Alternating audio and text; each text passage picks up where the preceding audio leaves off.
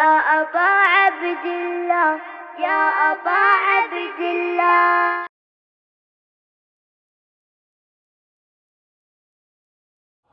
بسم الله الرحمن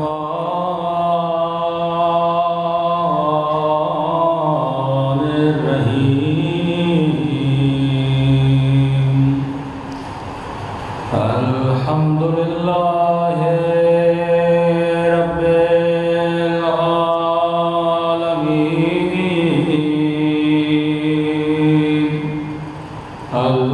الحمد لله كما هو أهله.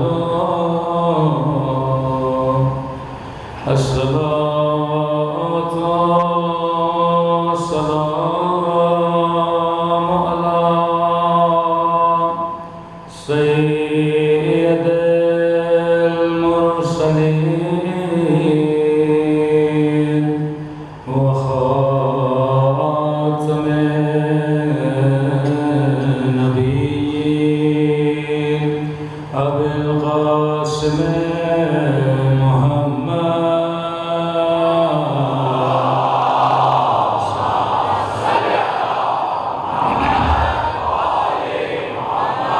وعلى آله الطيبين الطاهرين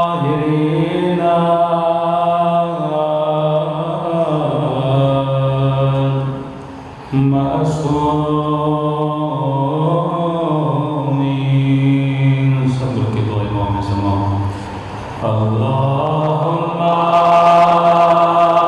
كل وليك حجة ابن الحسن صلواتك عليه وعلى في هذه الساعة وفي كل وليا وحافظا وقائدا ودليلا وعينا حتى تسكنه أرضك طوعا وتمتعه فيها طويلا برحمتك يا أرحم الراحمين. صلى الله عليه وسلم.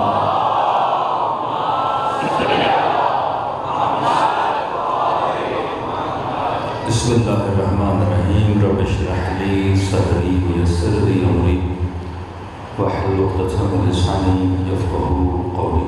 أما بعد فقد قال سبحانه وتعالى هل أدلكم على تجارة تنجيكم من عذاب أليم تؤمنون بالله ورسوله وتجاهدون في سبيل الله بأموالكم وأنفسكم ذلكم خير لكم إن كنتم تعلمون. صلى الله عليه محمد وعلى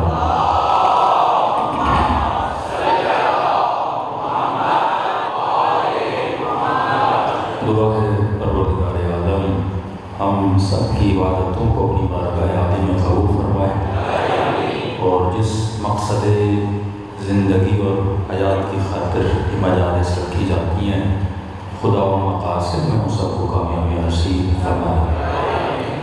بڑی تیزی سے وقت گزر جاتا ہے. پورا سال انسان محرم کا انتظار کرتا ہے اور انسان کو پتہ بھی نہیں لگتا محرم گزر بھی جاتا ہے. تبھی خدا نے اگر قسم کھائی تو کہا والعصر ان الانسان لفی خسر. کبھی کہا والفجر ولیال عشر.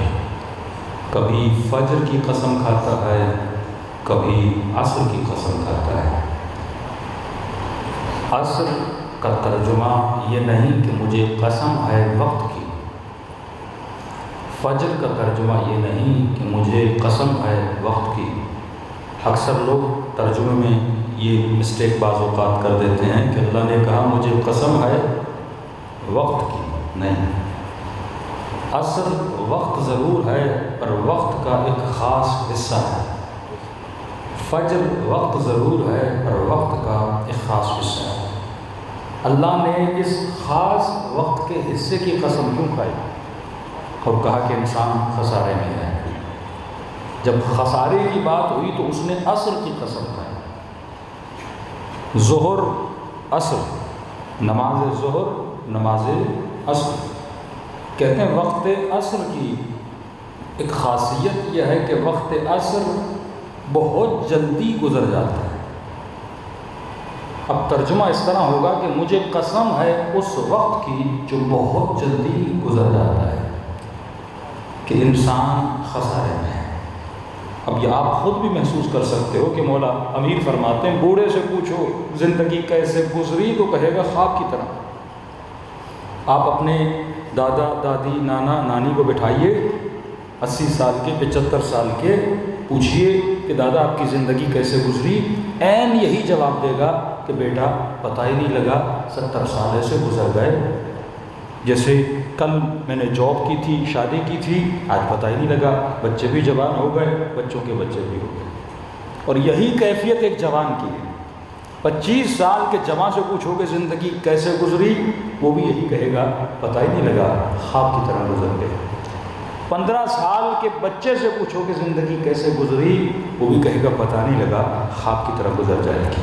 تو جس طرح آج مجلس حسین میں بیٹھے ہو، اسی طرح کل اپنے جنازے کو دیکھ رہے ہوگے، پتہ ہی نہیں لگے گا کہ دیکھو کہ لوگ تیرا جنازہ اٹھا کے قبرستان کی طرف جا رہے ہیں۔ مولا فرماتے ہیں اب مہلت ہے، لیکن وہ وقت جب تمہارے پاس آئے گا، اس وقت تو فرعون بھی کہہ رہا تھا کہ رب ارجعونی، اے خدا مجھے پلٹا دے تاکہ میں عمل صالح کروں۔ اللہ کی آواز آئی اب دیر ہو گئی ہے۔ یہ وقت اور یہ گھڑیاں، یہ سیکنڈ جو ابھی مجلس حسین میں گزار رہے ہو، یہ اللہ کی مہلت ہے۔ اب تو اس مہلت سے استفادہ کیا کرتا ہے؟ تجھے مفہوم فنا اور بقا کی پہچان ہونی چاہیے کہ فنا کیا ہوتا ہے، بقا کیا ہوتی ہے۔ دوسری چیز، اپنی حقیقت کو پہچان۔ پہلے خود کو اپنے جسم سے الگ سمجھ۔ اگر تو اپنی حقیقت اپنے جسم کو سمجھے گا تو صبح سے شام تک تو کس کی زیب و زینت کے لیے لگا رہے گا؟ جسم کی زیب و زینت کے لیے لگا رہے گا۔ لیکن تو نے اپنی حقیقت اگر روح کو سمجھ لیا، جسم فنا ہوگا، روح کو خدا بقا دیتا ہے۔ جسم کے لیے جو کرے گا اس کی اینڈ فنا ہے، روح کے لیے جو بھی کرے گا اس کی انتہا کیا ہے؟ بقا ہے۔ کہ میں نے امام حسین کا یہ جملہ کوٹ کیا تھا، کئی مرتبہ مجالس میں کر چکا ہوں، شاید دوسری یا تیسری مجلس میں، کہ امام سے پوچھا گیا مولا لذت جسمانی اور لذت روحانی میں فرق کیا ہے؟ تو امام نے کہا جسے کھانا کھا کر مزہ آئے یہ لذت جسمانی ہے، اور جسے کھانا کھلا کر مزہ آئے یہ لذت روح کی لذت ہے۔ اب دونوں لذتوں میں فرق کیا ہے؟ ایک ہفتہ پہلے کھانا کھاؤ گے یاد بھی نہیں رہے گا کہ میں نے کیا کھایا تھا، لیکن 1 سال پہلے کسی یتیم کی مدد کی ہو، کسی غریب کی مدد کی ہو، 10 سال کے بعد بھی سوچو گے تجھے کیا آئے گا؟ مزہ آئے گا۔ بندہ ایک بار مثلاً کربلا گیا ہے، وہ زیارت کبھی ذہن سے نکلتی نہیں ہے کیونکہ وہ روح کی لذت ہے۔ لیکن 40 میں کئی کھانے تم نے کھائے ہوں گے، وہ بندہ بھول جاتا ہے، پر حسین کی پڑھی ہوئی زیارت انسان نہیں بھولتا۔ ہاں، مجلس امام حسین میں کون سی لذت ملتی ہے تمہیں؟ جسم تو بیچارہ بیٹھ بیٹھ کے تھک جاتا ہے، کئی لوگوں کو نیند آنے لگتی ہے، ہاں جسم تو ایک جگہ جواب دے دیتا ہے نا، لیکن تیرے اندر طلب ہے، عشق ہے جو مور ان مور کی ڈیمانڈ کر رہا ہے۔ جسم تو تھکا ہوا ہے، پھر تو کیوں بیٹھا ہے مجلس امام حسین میں؟ پاؤں میں چھالے پڑ جاتے ہیں، پھر بھی کیوں چل رہا ہے حسین کی زری کی طرف؟ جسم جواب دے رہا ہے نا، چل چل کے بندے کے پاؤں سوج جاتے ہیں، مطلب جسم کہہ رہا ہے کہ میری ہمت ختم ہو گئی، روح کہتی ہے کہ تیری ہمت ختم ہوئی تو کیا ہوا، میری ہمت ختم نہیں ہوئی۔ روح کا کبھی تھکتی نہیں ہے، کیونکہ روح پیاسی ہے روحانی لذتوں کے لیے۔ اب تو اسے عادت دلا، جسم ایسے عادی نہیں بنتا۔ معصوم فرماتے کم از کم 40 دن اسے اچھا شاگرد بنا۔ جسم آسائش کو پسند کرتا ہے، جسم آسانیوں کو پسند کرتا ہے، جسم لگژری لائف اسٹائل کو پسند کرتا ہے، جسم ہمیشہ چاہے گا اے سی روم میں بیٹھا رہے، وہ کبھی گرمی میں بیٹھنا پسند نہیں کرے گا۔ اب یہاں کوئی اے سی تو نہیں ہے لیکن تم پھر بھی بیٹھے ہوئے ہو، یہ جسم کی چاہت نہیں ہے، یہ تیرے روح کی چاہت ہے کہ تم مجلس امام حسین میں آیا۔ اس چیز کو ڈیفائن کر۔ دوسرا یہ کہ تیرا جسم محدود نہیں ہے، تیرا جسم محدود ہے، تیری روح محدود نہیں ہے۔ ایک محسوس مثال دو تاکہ آپ اس کو محسوس کریں۔ جب آپ سے پوچھا جاتا ہے کہ آپ کتنے سال کے ہو، کوئی بولتا ہے 50، کوئی بولتا ہے 30، کوئی بولتا ہے 35، کوئی بولتا ہے 40، ٹھیک ہے، لیکن اندر ہی اندر میں خود سے پوچھو میں کتنے سال کا ہوں۔ 60 سال کے بوڑھے کو بھی یہی لگتا ہے جب میں 15 سال کا تھا میں ویسا ہی ہوں۔ آپ 70 کے بھی ہو جاؤ گے نا، آپ خود کو وہی محسوس کرو گے جو آپ تھے۔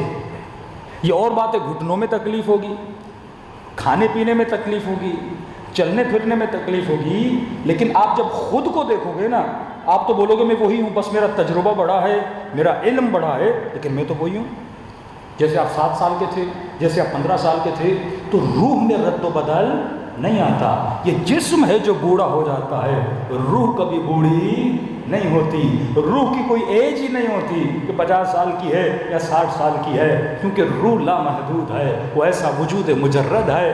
جسم کی ایج ہوتی ہے، مٹیریل کی ایج ہوتی ہے، مٹیریل کو فنا ہوتی ہے، روح کو فنا نہیں ہوتی۔ تو جب مجھے سمجھ میں آ گیا کہ میں فنا کے لیے نہیں بنا، میں بقا کے لیے بنا ہوں، تو بقا کے لیے اس سامان سفر کا بندوبست کرو جو عالم بقا میں کام آتا ہے۔ وہاں پہ یہ دولت کام نہیں آئے گی، وہاں پہ یہ گھر کام نہیں آئیں گے، لیکن سوال یہ کہ دولت کام کی ہے کہ نہیں ہے؟ معصوم فرماتے کام کی ہے۔ جب پیسہ تیرے ہاتھ میں ہوتا ہے یہ مال ہوتا ہے، جب تو اللہ کی راہ میں خرچ کرتا ہے یہ تیرا رزق بن جاتا ہے۔ کسی کے اکاؤنٹ میں 50 کروڑ ہیں،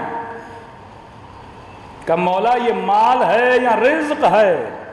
کہا مال ہے۔ کہ مولا رزق کیا ہے؟ کہ رزق وہ ہے جتنا وہ کھاتا ہے۔ آپ کسی سفرے پہ چلے گئے، 10 عام پڑے ہوئے تھے سفرے پر، مرغی پڑی ہوئی ہے، چاول پڑے ہوئے ہیں، یہ سارا آپ کا رزق نہیں ہے۔ جتنے لقمے آپ اٹھا کے شکم میں ڈالتے ہو وہ آپ کا رزق ہے، جو بچ گیا وہ آپ کا مال ہے۔ تبھی فرماتے نا دانے دانے پہ لکھا ہے کھانے والے کا نام۔ وہ جو کھاتے ہو وہ تیرا رزق ہے، جو بچ گیا وہ مال ہے۔ اب کسی نے سوال کیا کہ مولا پروردگار عالم مثلا میری آمدنی بہت زیادہ ہے، جو میرے کھانے سے زیادہ، میرے بچوں کے کھانے سے زیادہ، مثلا مہینے کا خرچہ 2 لاکھ ہے لیکن اللہ مجھے 5 دے رہا ہے، کبھی 7 دے رہا ہے، کبھی 8 دے رہا ہے، اب 2 میرا رزق ہے، جو 3 بچے وہ کیا ہے؟ مال ہے۔ مطلب وہ کسی کام کا نہیں، اس کو میں آخرت جو میں نے کھایا وہ تو میرا رزق تھا، وہ میرا نصیب تھا جو میں نے کھا لیا۔ اب کا مولا اگر جو 3 بچا ہے جو میرا مال ہے اس کو رزق بناؤں تو کیسے بناؤں؟ کہا اس کو کسی اور کی روزی بنا دے وہ بھی تیرا رزق بن جائے۔ اب سمجھو علی ابن ابی طالب اگر رات کے اندھیروں میں کسی کو کچھ دینے جاتے تھے، علی اسے اپنا رزق بنا رہے تھے۔ جب تیری سوچ محدود ہوگی تو کنجوس ہو جائے گا، جب تیری سوچ لامحدود ہو جائے گی تو اپنی روح کی بقا کے لیے، عالم برزخ کے لیے تیاری کرے گا۔ تو یہ مت سمجھو امام حسین کی مجلس میں 1 گھنٹہ جو آ کر گزارتے ہو یہ وقت تیرا ضائع ہو رہا ہے، نہیں، جس وقت میں تو علم نافع حاصل کرتا ہے، جس سے تیرے روح کو تہذیب ملتی ہے، یہ تیرے لیے گھنٹہ ہے، لیکن عالم برزخ میں یہ ہزاروں گھنٹوں میں بدل جاتا ہے۔ صلوات پڑھے محمد وآلہ۔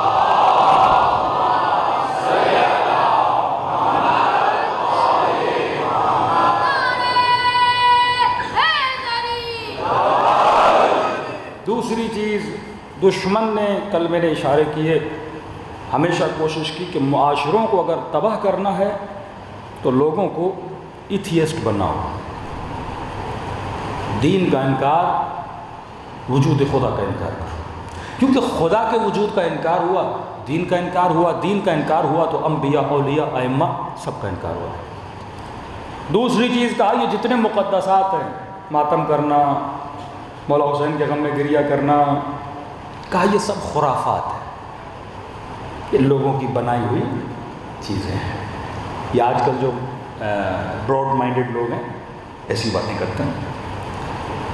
تو انہوں نے، ایک پروفیسر تھا، اس کے تقریباً 18 لیکچر تھے انگلینڈ میں، وہ اپنے اسٹوڈنٹ کو اسی طرح گمراہ کرتا تھا کہ بھئی کوئی خدا نہیں ہے، ہم آئیں گے، کھائیں گے، جئیں گے، مریں گے اور چلے جائیں گے، وجود خدا کا انکار۔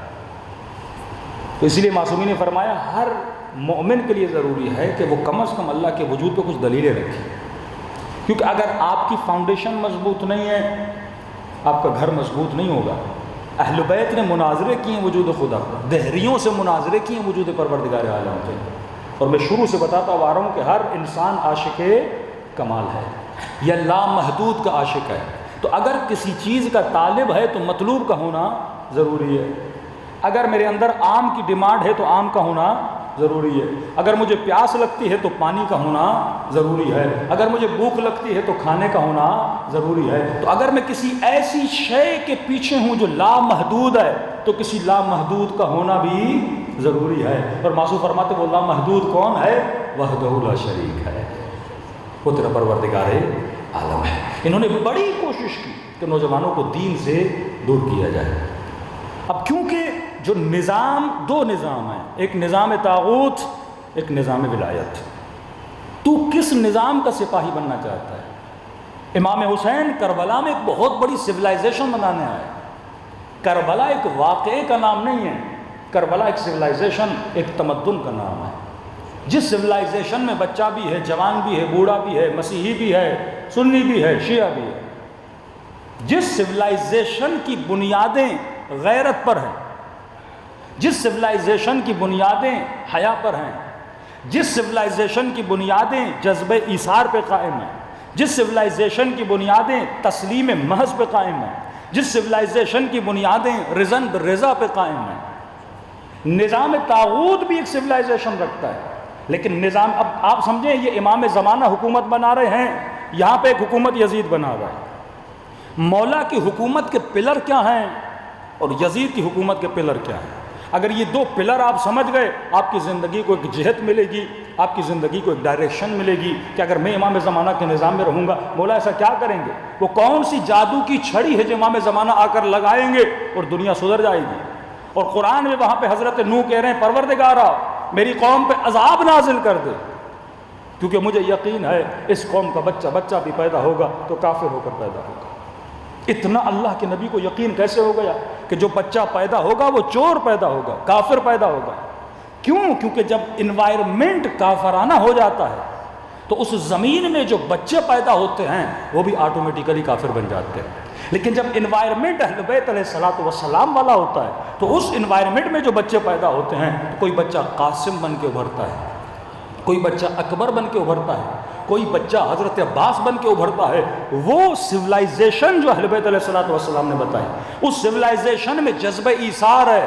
اگر کوئی شیعہ جذبہ ایثار نہیں رکھتا، امام زمانہ کی حکومت میں کچھ بھی نہیں کر سکتا۔ جو انسان قربانی کا جذبہ نہیں رکھتا، جو اپنے جسم کو قربان کرنے کا جذبہ نہیں رکھتا، جس خاتون میں ثبات قدم نہیں ہے، جس کا ایمان سیدہ زینب جتنا مضبوط نہیں ہے، وہ امام زمانہ کے لشکر میں نہیں آ سکتی، کیونکہ سویلائزیشن کے کچھ پلرز ہیں۔ اب امام زمانہ جو نظام اور حکومت بنائیں گے وہ کس پر قائم ہوگا، اور نظام طاغوت جو حکومت بناتا ہے وہ کس پر قائم ہے؟ آج آپ ویسٹرن ورلڈ میں جاتے ہیں، بڑا نظم ہے، بڑا ضبط ہے، صفائی ہے، قانون ہے، چوری اتنی عام نہیں جتنی آپ کے معاشرے میں۔ کبھی سوچا اس نے اپنے معاشرے کو کس طرح نظم دیا؟ اور کیا امام زمانہ بھی وہی آ کے کریں گے جو نظام طاغوت کر رہا ہے، یا مولا کے پاس کوئی اور سسٹم ہے اور ان کے پاس کوئی اور سسٹم ہے؟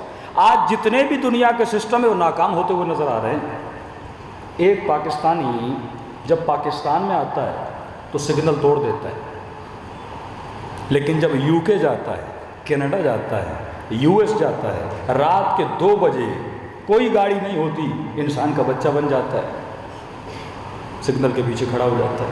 وہی بندہ جب یہاں آتا ہے فوراً سگنل کو توڑ دیتا ہے۔ کبھی سوچا وہ وہاں رکتا کیوں ہے، یہاں کیوں نہیں رکتا؟ دو نظام ہے نا، اس نظام نے اسے اتنا سیدھا کیسے کر دیا کہ اتنی اطاعت امام زمانہ کی بھی نہیں جتنی اس نظام کی اطاعت کرتا ہے، اتنی اطاعت خدا کی بھی نہیں جتنی اس نظام کی کرتا ہے۔ صبح اٹھے گا، آفس جائے گا، پراپر ٹیکس دے گا، سب کچھ کرے گا، پورا اس نظام کو فالو کرے گا۔ کون سی چیز ہے جو اسے یہ سب کچھ کروا رہی ہے؟ اور یہاں کا جوان کیوں سگنل کو توڑتا ہے؟ ذرا سوچئے۔ اس کا سوال کا جواب اس میں ہے کہ وہ وہاں گیا کیوں تھا؟ مال بنانے، پیسہ بنانے، ڈالر کمانے، پاؤنڈ بنانے۔ سیدھی بات ہے نا، وہاں پہ کوئی مولا رضا کی زہری تو نہیں ہے کہ زیارت کرنے گیا ہو، وہاں کوئی حوض علمیہ تو نہیں ہے کہ دین حاصل کرنے بننا گیا ہو۔ آپ کیا حاصل؟ ظاہر انسان اپنے معاش کی تلاش میں نکلتا ہے، اپنی اکانومی کو مضبوط کرنے کے لیے نکلتا ہے، کہتے بچوں کے لیے اچھی زندگی ہو، لگژری لائف اسٹائل ہو، وہاں چلا جاتا ہے۔ لیکن سگنل پہ کیوں رک رہا ہے؟ اسی مال کی وجہ سے، کیونکہ اسے پتہ ہے پاکستان میں سگنل توڑوں گا، پولیس والا کتنا بھی فائن لگا لے، 50 روپے 100 روپے، وہاں سگنل توڑے گا 100 پاؤنڈ دینے پڑیں گے، $150 دینا پڑے گا۔ گیا کیوں تھا؟ مال کمانے۔ سگنل توڑے گا، نقصان کس کو ہے؟ مال کو ہے۔ تو مال کی بقا کے لیے انسان بن جاتا ہے، مال کی بقا کے لیے سیدھا ہو جاتا ہے۔ یہ وہ نظام طاغوت ہے جو لوگوں کو کنٹرول کرتے ہیں، کس کے ذریعے؟ مال کے ذریعے۔ جو لوگوں کو با اخلاق بناتے، کس کے ذریعے؟ مال کے ذریعے۔ وہ کہیں گے تجھے آسائش دیں گے، تجھے سب کچھ دیں گے، لیکن یہ قوانین ان کو فالو نہیں کیا، مال چھین لیا جائے گا۔ اور وہ گیا بھی مال کے لیے تھا۔ نقصان جب مال کو پہنچ رہا ہے تو لہٰذا وہ سارے قوانین کو کیا کرتا ہے؟ فالو کرتا ہے۔ لفظ ذہن میں رکھیے گا، 2 میم آپ کو ذہن میں رکھنے ہیں آج۔ پہلا میم، میم معاش۔ وہاں گیا تھا معاش کے لیے، انگلش میں بولیں تو اپنی اکنامک کو مضبوط کرنے کے لیے، اردو میں بولیں تو اپنی اقتصادیات کو مضبوط کرنے کے لیے۔ تو وہ جتنے بھی نظام ہیں ویسٹرن ورلڈ کے، جتنے بھی نظام ہیں، وہ نظام اکنامک بیس ہے، معاش کے بیس پہ سارا نظام کھڑا ہوا ہے۔ لوگوں کو کنٹرول کرتے ہیں معاش کے ذریعے۔ اب جب نظام معاش کے بیس پہ چلتا ہے نا، اخلاقیات وہاں معنی نہیں رکھتی۔ مثال کے طور پہ انہوں نے لگا دیا بھائی جس بندے نے ٹیکس نہیں دیا، ٹیکس پیئر نہیں ہے، اگر تم کسی بندے کی منی لانڈرنگ کو آ کر بتا دو، مثلا اس نے گھر میں 1 کروڑ رکھا ہوا ہے اور اس نے ٹیکس نہیں دیا، اگر تم بتاؤ گے نا اس نے کتنا رکھا ہے، ہم تجھے 3% اس کے پیسے کا دے دیں گے۔ اب اس نے کہا ٹھیک ہے۔ اب اسے پتا چلا مثلا آغا صاحب کے گھر میں 1 کروڑ پڑا ہوا ہے، اب کا بتا دو حکومت کو 3% مل جائے گا۔ آغا صاحب نے اسے گھر بلایا، چائے کا کپ پلایا، کہا دیکھ میں تجھے 6% دوں گا، نہ بتا یہ کیا کرے گا؟ 6 کے پیچھے جائے گا، 3 کے پیچھے، کیونکہ فکر صرف معاش کمانے کی ہے، فکر صرف معاش کو بچانے کی ہے۔ تو اسے جہاں زیادہ پیسہ ملے گا یہ اس چیز کو کیا کرے گا؟ فالو کرے گا۔ جو زیادہ پیسہ دے گا اس چیز کی طرف جائے گا۔ یہی وہ نظام تھا جس کا مقابلہ کرنے حسین ابن علی کربلا میں، یہی وہ چیز ہے جس کو امام زمانہ آ کر توڑیں گے۔ آج جتنی دنیا کی حکومتیں ہیں اور انسانوں کو جو مینٹین کیا جا رہا ہے وہ مال کے ذریعے کیا جا رہا ہے۔ عفتیں خریدی جا رہی ہیں مال کے ذریعے، غیرتیں بیچی جا رہی ہیں مال کے ذریعے، جوانوں کو اپنی طرف اٹریکٹ کیا جا رہا ہے کس کے ذریعے؟ مال کے ذریعے۔ وہی کام جو یزید نے کیا، وہی کام جو ابن سعد نے کیا، وہی کام جو امیر شام نے کیا۔ علی مال کی دعوت نہیں دیتے تھے، علی تقوی کی دعوت دیتے تھے۔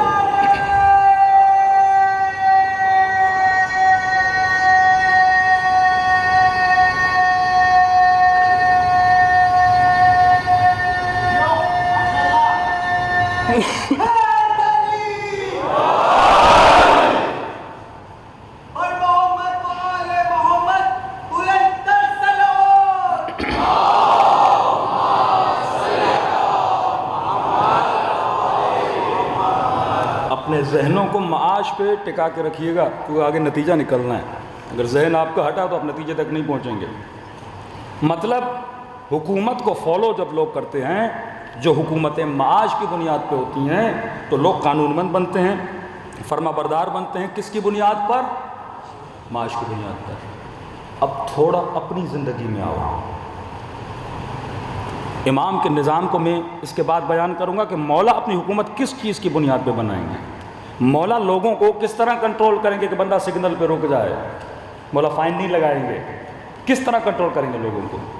اب اپنی زندگی میں آؤ کہ تمہاری سوچ بھی معاش والی ہے یا نہیں ہے. میرے گھر میں میری بیٹی کا رشتہ آیا، میں نے سب سے پہلے کس چیز کو دیکھا؟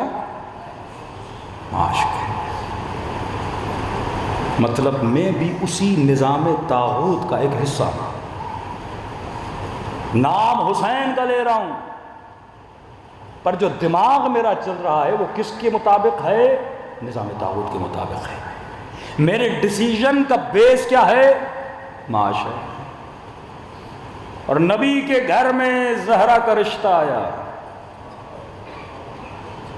خدا کی قسم اگر معاش دیکھنا ہوتا تو نبی علی کو بیٹی نہ دیتے. جو زرا بیچ کر اپنا حق مہر لائے، جو بیٹی کو یہ وصیت کرے کہ بیٹی کو جیسا نہ مانگنا کہ علی دے نہ سکے، شوہر کو شرمندہ نہ کرنا. انہوں نے رشتے نہ معاش کی بنیاد پہ دیے، نہ رشتے معاش کی بنیاد پہ لیے. اسلام جیسے آیا نہ غریب نہ امیر، نعرہ ایک ہی بلند کیا، ان اکرمکم عند اللہ اتقاکم.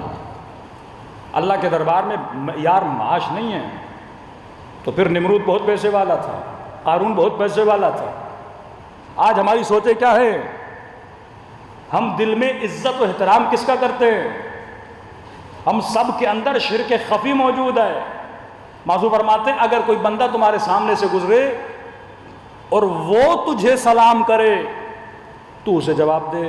ایک عام سا آدمی آپ کے سامنے سے گزرا، اس نے کہا جناب السلام علیکم، مطلب آپ نے دیکھا سلام نہیں کیا، آپ نے کہا اسے کرنے دو. اس نے سلام کیا، آپ نے جواب دیا. اتنے میں ایک امیر آدمی، آفیسر صاحب، بڑی پوسٹ والا، اچھے معاش والا، جب تیرے سامنے گزرا آپ نے آگے بڑھ کے کہا السلام علیکم صاحب. کیوں؟ کیونکہ وہ امیر ہے. مولا فرماتے ہیں یہ مشرک ہے کہ اللہ کی عبادت میں شریک کر رہا ہے کسی کو اس کے مال کی وجہ سے. میں دوست کس کو بناتا ہوں؟ سب سے پہلے دوستی میں کس چیز کو دیکھتا ہوں؟ یہ بیماری ہمارے مولویوں میں آ گئی ہے. بڑے بڑے لوگوں سے روابط رکھنا، پیسے والے لوگوں سے روابط رکھنا، فاسق و فاجر سیاستدانوں سے روابط رکھنا، جو اللہ کی اطاعت نہ کریں ان لوگوں سے روابط رکھنا. ایک غریب کی فون جائے اس کے گھر میں مجلس نہ پڑھنا، پر امیر کی فون آ جائے بندہ دوڑا دوڑا چلا جائے. مطلب میری نگاہ بھی کون سی ہے؟ معاش کی نگاہ ہے. پھر مجھ میں اور یہ فسق و فجور کے جو نظام کے اندر زندگی گزارے اس میں فرق کیا ہوا ہے؟ امام زمانہ کا نظام کون سا نظام ہے؟ مولا کیا کریں گے کہ ایک سیکنڈ میں ان کے نظاموں کو گرا کر حکومت الہی کو آ کر نافذ کریں گے. تو علماء ایک مثال دیتے ہیں، کہتے ہیں لفظ ہے نظم. کسی بھی ملک میں کوئی بھی سسٹم اگر قائم ہونا چاہتا ہے اس کے اندر نظم کا ہونا بہت ضروری ہے. نظم کے لیے ایک اصول کا ہونا ضروری ہے. مثال کے طور پر آپ کے ہاتھ میں تسبیح ہو، یہ تسبیح کے 100 دانوں کو کس چیز نے کھڑا کر کے رکھا ہے؟ دھاگے نے. یہاں دھاگا کٹا یا دانے ادھر ادھر چلے گئے، دانے سارے بکھر جائیں گے، وہ ملک تباہ و برباد ہو جائے گا. جیسے آپ بولتے ہیں کہ بھائی پاکستان کا مطلب کیا؟ کہتے لا الہ الا اللہ. یہ وہ دھاگا ہے جس نے اس ملک کو بنایا تھا، جس کی بنیاد پہ لوگوں نے ہجرت کی تھی، جس کی بنیاد پہ لوگوں نے بچے قربان کیے تھے، جس کی بنیاد پہ لوگ اپنی زمینیں اپنے گھر چھوڑ کے آئے تھے. ایک اصول کی بنیاد پہ یہ وہ دھاگا تھا جس پہ کروڑوں دانے جمع ہوئے تھے. اب اگر پاکستان کو ختم کرنا ہے تو کیا کرو؟ اس دھاگے کو کاٹ دو، لا الہ الا اللہ کو کاٹ دو، اس ملک میں لبرل سوچ کے لوگ لاؤ، سیکولر مائنڈ سیٹ کے لوگ لاؤ، جو لا الہ الا اللہ کے منکر ہوں، جو الہ کا مطلب ہی نہ جانتے ہو، تو کیا ہو جائے گا؟ جب اصول ختم ہو گیا نا، وہ ملک بھی ختم ہو جاتا ہے۔ امریکن وزیر خارجہ نے کہا ہم نے بڑی کوشش کی کہ ایران پہ حملہ کریں اور ایران کو ختم کریں، کا کامیاب نہیں ہو سکا۔ اس نے کوئی بات نہیں، ایران جس نظریے پہ بنا ہے اس نظریے کو ختم کر دو، ایران خود بخود انقلاب ختم ہو جائے گا۔ انقلاب نظریے پہ کھڑا ہے نا، نظریہ کیا ہے؟ حکومت اسلامی۔ حکومت اسلامی کا مطلب کیا کہ نوجوانوں کو باتقویٰ بنانا ہے، نمازی بنانا ہے، خواتین کو باحجاب بنانا ہے، جو سیرت اہل بیت پہ چلیں، امام زمانہ کے سپاہی بنائیں، کہ اب ان کے دین کو ان کے وجود سے نکال دو۔ اتنی بے دینی پھیلاؤ ایران میں، اب ظاہر ہے پھر مولوی کرے گا کیا؟ جب پوری عوام بے دین بن جائے گی، انقلاب کی ویلیو ختم ہو گئی، پھر کھوکھلا انقلاب باقی رہ جائے گا۔ آج تک بی بی سی نے اردو میں کوئی چینل نہیں بنایا۔ بی بی سی اردو ہے، گھنٹے کے لیے، ہفتے میں 1 گھنٹہ آ جاتا ہے، جیسے وائس آف امریکہ تھا، ریڈیو چلتا تھا 1 گھنٹہ 2 گھنٹے، ہفتے میں 1 آور، میکسیمم 7 آورس، 24 آورس کے لیے کوئی چینل نہیں ہے جو اردو میں ہو۔ بی بی سی کا کوئی چینل امریکنز نے اس نے نہیں کھولا جو اردو میں ہو، کیونکہ انہیں ضرورت ہی نہیں ہے، یہاں بیٹھے ہوئے ہیں ان کے کارندے، وہ خود ہی زحمت کرتے رہتے ہیں۔ لیکن انہوں نے بی بی سی پرشن نکالا، یعنی 24 آورز ایک چینل نکلا جو فارسی میں چلتا ہے۔ کس کے بجٹ سے؟ اتنی ہمدردی، اپنے حکومت اپنی عوام کے ٹیکس کا پیسہ کاٹ کے ایرانیوں کے لیے پرشن میں چینل بنایا جا رہا ہے۔ اتنا دشمن ہمدرد ہو گیا تاکہ ان کی نسلوں کو تباہ کیا جائے۔ مور دین 60 چینلز پرشن کے بنائے گئے، جو ہالی ووڈ کی فلمیں، بالی ووڈ کی فلمیں، ان کو ٹرانسلیٹ کرے، ان کو ڈب کرے پرشن میں، اور ایرانی جوانیں دیکھیں۔ تہران کی کوئی چھت نہیں جس پہ ڈش نہ رکھا گیا۔ جوانوں کے ایمان کو تباہ و برباد کر دیا، ان کی غیرت کو تباہ و برباد کر دیا۔ کئی لوگ جاتے ہیں، مولانا ہم تہران جاتے ہیں، ہمیں لگتا ہی نہیں کہ ہم ایران میں سے، لگتا ہم ترکی میں آ گئے ہیں۔ محنت کی انہوں نے، بجٹ خرچ کیا ہے، یہودیوں نے بلینس آف ڈالر خرچ کیے، تاکہ اگر وہ جو بیسک آئیڈیالوجی ہے وہ ان کے اندر سے ختم ہو گئی تو انقلاب بھی آٹومیٹیکلی کیا ہو جائے گا؟ ختم۔ یہی ہے پاکستان کے لیے۔ پاکستان کا نظریہ تھا لا الہ الا اللہ، یہ ملک بنا مسلمانوں کے لیے، لیکن اس ملک میں مسلم جب زندگی گزارتا ہے تو مشکل زندگی گزارتا ہے، لیکن ایک فاسق یہاں پہ بڑی آزادانہ زندگی گزار لیتا ہے۔ ایک چور کے لیے ملک بڑا محفوظ ہے، کیونکہ مقصد ختم ہو گیا۔ تو امام آ کر کریں گے کیا؟ فرمایا نظم آتا ہے دھاگے سے، دھاگا کوئی بھی ہو، یہ دھاگا 100 دانوں کو اٹھاتا ہے، کھڑا کرتا ہے۔ امام زمانہ جب آئیں گے، آتے ہی اس دھاگے کو کاٹ دیں گے۔ دھاگا کٹا تو نظم بکھر گیا، ساری حکومتیں گر جائیں گی۔ اب سوال یہ ہے پھر مولا ان دانوں کے اندر کون سا دھاگا ڈالیں گے؟ نظام ولایت کس دھاگے پہ کھڑا ہے؟ حکومت امام زمانہ کس دھاگے پہ کھڑی ہوگی؟ ایک تھا میم معاش کا، سارا سرمایہ دارانہ نظام کس پہ کھڑا ہے؟ سرمایہ پہ کھڑا ہے۔ لوگ سرمایہ دارانہ نظام کو کیوں پسند کرتے ہیں؟ کیونکہ وہ نظام مجھے پیسہ دیتا ہے، وہ میری اکنومک کو مضبوط کرتا ہے، لیکن اکنومک کو مضبوط کرنے کے نتیجے میں مجھ سے کیا لیتا ہے؟ میری غیرت کو لیتا ہے، میرے حیا کو لیتا ہے، میرے حجاب کو لیتا ہے۔ اس سرمایہ دارہ نظام میں اگر کوئی خاتون کسی چینل پہ جا کے وہاں پہ نیوز پڑھنا بھی چاہے تو یہ بولا جاتا ہے آ جاؤ سرمایہ دارہ نظام میں، لیکن شرط یہ ہے اپنے سر سے دوپٹہ اتار دو۔ اگر کوئی جوان اس نظام میں جا کے کام کرنا بھی چاہتا ہے، میئر بننا، مثلا یہ جو انگلینڈ میں میئر بنا ہے تو مسلم لیکن سارا انگریز ہے، شراب بھی پیتا ہے، سور بھی کھاتا ہے، انگریزوں کے ساتھ بیٹھتا بھی ہے، کہ ہمیں تمہارے نام سے مسئلہ نہیں ہے، ہمیں تمہاری داڑھی سے مسئلہ نہیں ہے، ہمیں تمہاری مسجد جانے سے مسئلہ نہیں ہے، مسجد بھی جاؤ، مندر بھی جاؤ، مسجد بھی جاؤ، شراب بھی پیو، یعنی سارے کام ایک ساتھ کرو، جسے پلورلزم بولا جاتا ہے، یعنی دین کو بھی راضی کرو، اللہ کو بھی راضی کرو، شیطان کو بھی راضی کرو۔ مولا حسین فرماتے نہیں، دین زبان کی چٹخاری کا نام نہیں ہے کہ تم مزہ لیتا رہے، دین پہ اگر چلنا ہے، گردن کٹانی بھی پڑے تو بندہ کٹا دے. یہ سرمایہ دارانہ نظام ہے جو مال کے بدلے میں انسان سے انسان کا ایمان چھینتا ہے. امام زمانہ جس نظام کو قائم کریں گے یہ سارے دانے، یہ ساری 7 بلین عوام کس دھاگے پہ کھڑی ہوں گی؟ وہ سرمایہ کی بنیاد پہ نہیں، وہ معاش کی بنیاد پہ نہیں. مولا کس بنیاد پہ آپ اپنا نظام بنائیں گے؟ تو آواز آتی ہے امام جس نظام کو قائم کریں گے وہ معاد کی بنیاد پہ ہوگا. 2 میم ذہن میں یاد رکھنا، معاش اور معاد. معاد یعنی امام لوگوں کے ذہنوں میں قیامت کے تصور کو مضبوط کریں گے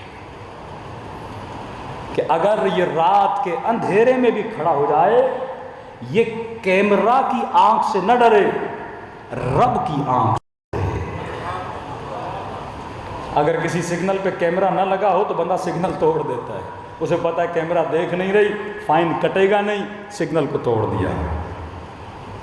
معاد کی آنکھ کو مضبوط کریں گے، لوگوں کے ذہنوں میں قیامت کے تصور کو ایسا مضبوط کر دیں گے کہ روایات کے جملے ہیں اگر کوفے سے کوئی خاتون برہنہ حالت میں اپنے بدن پہ سارا سونا چڑھا کر چلے تو فرماتے ہیں حکومت امام زمانہ میں ایک مرد اس کی طرف آنکھ اٹھا کر بھی نہیں دیکھے گا. یہ عالم ہوگا.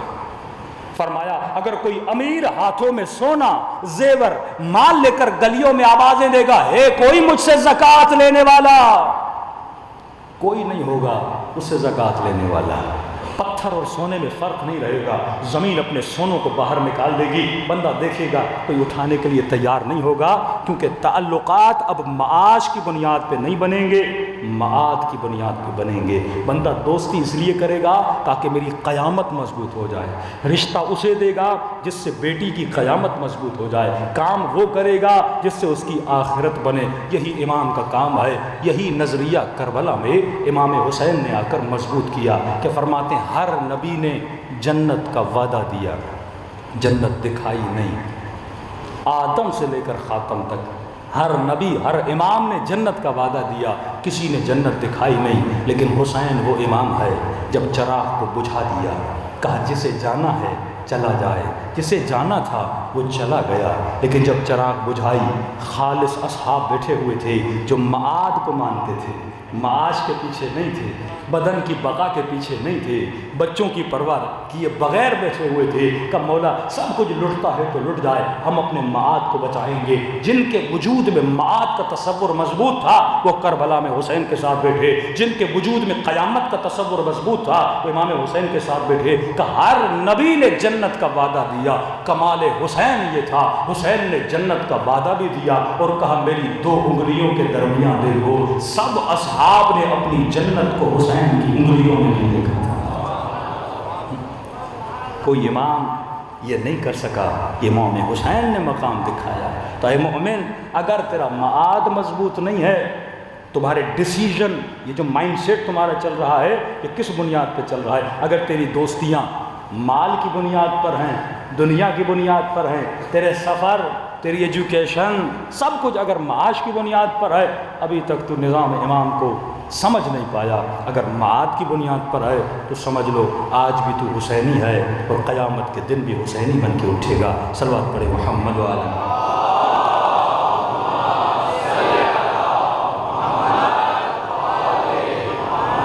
بارہ دیگر صلوات پڑھے محمد و آلہ.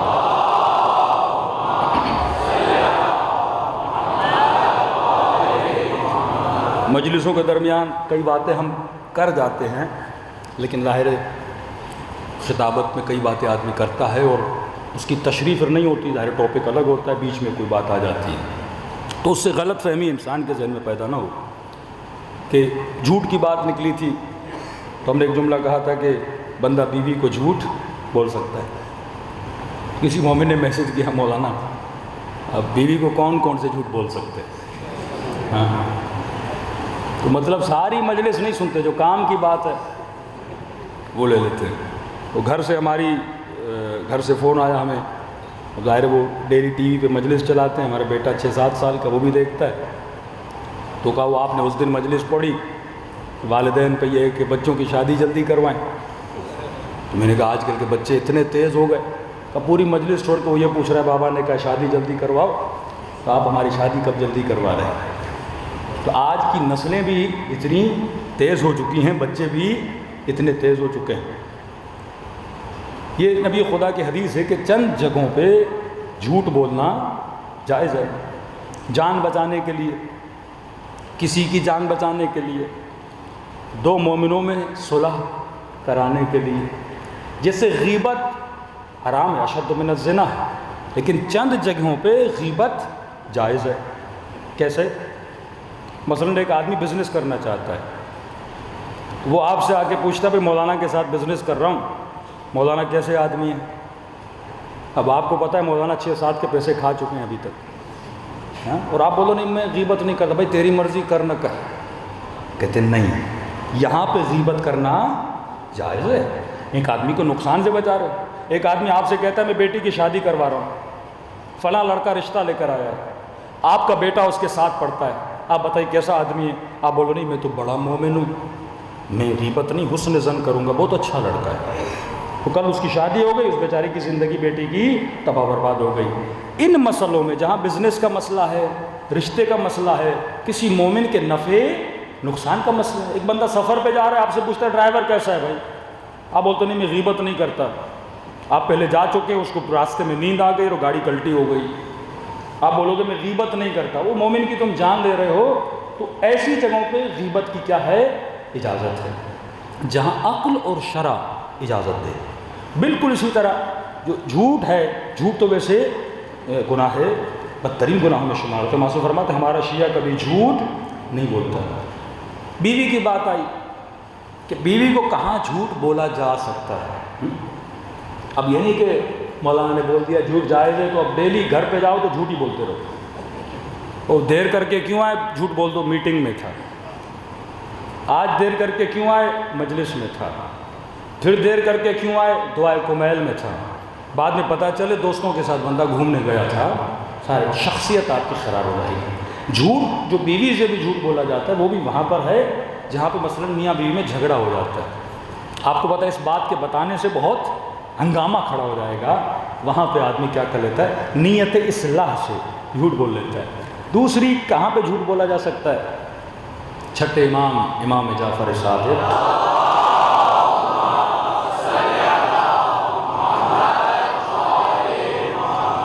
دیکھیے مرد جو ہے وہ مینیجر ہے، آپ کو گھر کا نظام چلانا ہے، ٹھیک ہے نا۔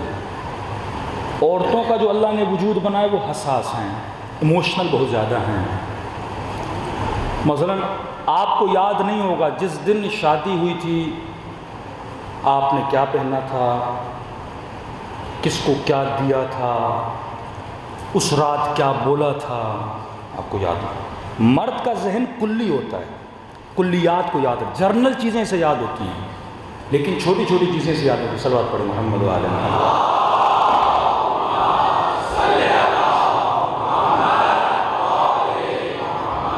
لیکن چھوٹی چھوٹی چیزیں خواتین کو یاد رہ جاتی ہیں۔ تو آپ کو یاد نہیں ہوگا کہ 10 سال پہلے کیا ہوا تھا شادی میں، لیکن خواتین سے پوچھیں گے انہیں چھوٹی چھوٹی چیزیں یاد رہ جاتی ہیں۔ اب امام کے پاس ایک شخص آیا، کہنے لگا کہ مولا میری بیوی اکثر مجھ سے ناراض رہتی ہے۔ تو امام نے کہا آج تک تو نے اسے کوئی گفٹ ہدیہ لے کر دیا ہے؟ نہیں بولا۔ کہ آج تک یہ بولا ہے کہ تم اسے پسند کرتے ہو؟ اب مرد کیسے بولے یہ جملہ؟ تو یہاں تک امام نے بول دیا، اور وہ تھوڑا امام سے کئی ایسے اصحاب تھے، فرماتے کچھ ایسے لوگ تھے جو ایسے جملے بولتے تھے کہ اہل بیت کے چہرے پہ مسکراہٹ آ جاتی تھی۔ تو اس نے کہا کہ مولا اگر پسند نہ ہو تو امام نے کہا یہاں جھوٹ بولنا جائز ہے۔ اگر کوئی پسند نہیں بھی ہے، اگلے بندے کے دل کو خوش کرنے کے لیے بولنے میں کوئی حرج نہیں ہے۔ تو ہر شے میں بیویوں سے جھوٹ نہ بولا کریں، جہاں پہ مصالحت بندے کی ہو جاتی ہے، فتنوں سے بچا جاتا ہے، جھگڑوں سے بچا جاتا ہے، تو وہاں انسان بول سکتا ہے۔ صلوات پڑھیں محمد و آل محمد۔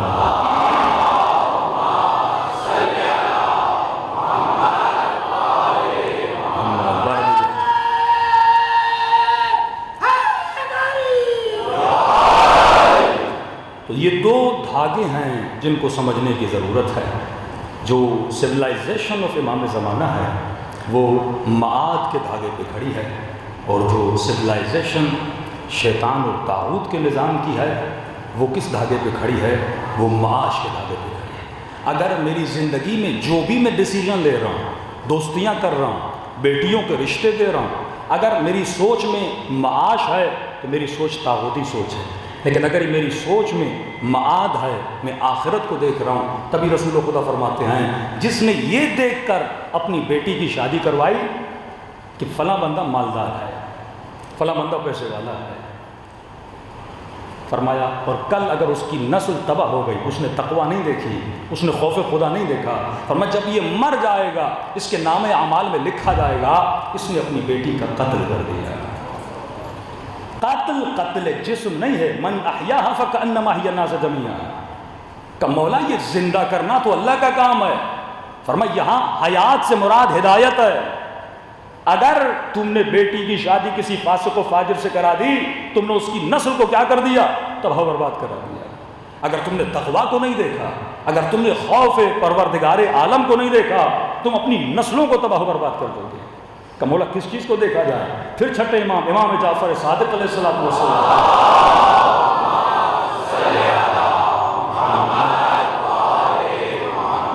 میرے مولا فرماتے اے مومن، اگر بیٹی کا رشتہ ہے، تم نے دنیا کو دیکھا، شادی کرا دی، دو سچویشن سے اس کی زندگی خالی نہیں ہے۔ اگر اس کی فکر اس لڑکے سے مل گئی، بیٹی خوش رہے گی، چاہے بے دین بھی ہو۔ اگر اس کی فکر مل جاتی ہے، تمہاری بیٹی کو تنگ نہیں کرے گا، تم خوش رہو گے۔ لیکن اگر وہ بے دین ہے، اس کی فکر تمہاری بیٹی سے نہیں ملی، اس کی ذہنیت تمہاری بیٹی سے نہیں ملی، تو کیا ہوگا؟ وہ تمہاری بیٹی پہ ہاتھ اٹھائے گا، اسے مارے گا، تمہاری بیٹی اذیت میں آ جائے گی، اسے طلاق دے دے گا، اسے تنگ کرے گا۔ لیکن امام فرماتے ہیں اگر تو کسی متقی سے، خوف خدا رکھنے والے کو اپنی بیٹی دیتا ہے، تو پھر بھی فرماتے سچویشن دو چیزوں سے خالی نہیں ہے۔ اگر اس کی ذہنیت نہیں ملی، یا مل جائے گی یا نہیں ملے گی۔ اگر ذہنیت مل گئی تو بیٹی خوش رہے گی، لیکن اگر اس کی ذہنیت اس کے ساتھ نہیں ملی، کیونکہ وہ آدمی با تقوی ہے، وہ کبھی بھی تمہاری بیٹی کا حق ضائع نہیں کرے گا، پھر بھی تمہاری بیٹی کیا رہے گی؟ خوش رہے گی۔ تو ہمیں سوچنا چاہیے ہم اپنی زندگی میں جو ڈیسیجن لیتے ہیں وہ کس بنیاد پہ لیتے ہیں۔ دوسری چیز، یہ بھی ایک سوال آیا خواتین کی طرف سے، ماشاءاللہ خواتین تھوڑی جلدی ناراض بھی ہو جاتی ہیں کہ مولانا آپ ہمیں بہت ٹوکتے ہیں، مردوں کو کچھ نہیں بولتے۔ تو ہم نے چند صفات بتائی تھی کہ مرد کا سخی ہونا اچھا ہے، عورت کا سخی ہونا معصوم فرماتے ہیں انٹرنل سخاوت ہو، لیکن جب اس کی شادی ہو جاتی ہے، مرد گھر میں نفقہ لاتا ہے، اگر وہ سخی ہو جائے، شوہر کا پیسہ کبھی بھائی کو دے کبھی بہن کو دے، تو بیچارے مرد کو کیا بنا دے گی؟ غریب بنا دے گی۔ اسی طرح فرماتے ہیں کہ شجاعت مرد کے لیے اچھی ہے، عورت کا بزدل ہونا اچھا ہے۔ لیکن اس چیز پہ ذرا غور کریے، کیونکہ لفظ بزدل ایک منفی تصور آپ کے ذہن میں آتا ہے نا، تو انسان کو برا لگتا ہے کوئی اس کو بزدل بولے۔ کس معنی میں؟ ایک سوئٹزرلینڈ میں ایک مومن تھے، کہتے مولانا میری بیٹی اسکول جاتی تھی، تو اسکول کے جو پرنسپل تھا اس نے مجھے بلایا اور کہا کہ آپ کی بیٹی بیمار ہے۔ میں نے کہا نہیں۔ کہا ڈپریشن کا شکار ہے؟ میں نے کہا نہیں۔ کہا آپ کی بیٹی میں کوئی مسئلہ تو ہے، آپ اس کا علاج کرنا ہے۔ تو اس نے کہا بیٹی کو کون سا مسئلہ ہے؟ کہ جب یہ کلاس میں بیٹھتی ہے تو لڑکوں کے ساتھ صحیح کانٹیکٹ نہیں بنا پاتی، دور دور رہتی ہے، اور ہم سائیکولوجی میں پڑھتے ہیں کہ جو بندہ شرمیلا ہوتا ہے اس کے اندر کانفیڈنس نہیں ہوتا۔ اب دیکھیے دو معیار ہیں، ان کی ذہنیت میں جو چیز بری ہے وہ اسلام میں کیا ہے؟ اچھی ہے۔ جو ہمارے یہاں شاید اچھی مانی جائے، ان کے یہاں کیا مانی جائے؟ بری مانی جائے۔ کہ آپ کی بیٹی بہت شرمیلی ہے۔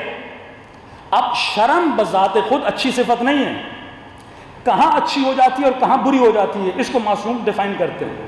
فرمایا جہاں شرم عقلاً اور شرعاً صحیح ہو، مثلاً کسی خاتون کے لیے شریعت کا حکم یہ ہے کہ یہ نامحرم سے اپنے تعلقات کو کم رکھے، آئی کانٹیکٹ اس کا نہیں ہونا چاہیے، زیادہ نامحرم سے باتیں نہ کرے، اپنے فاصلے کو کیا کرے؟ محفوظ کرے۔ اب یہاں پہ اگر یہ شرماتی ہے تو عقلاً و شرعاً اس کی شرم کیا ہے؟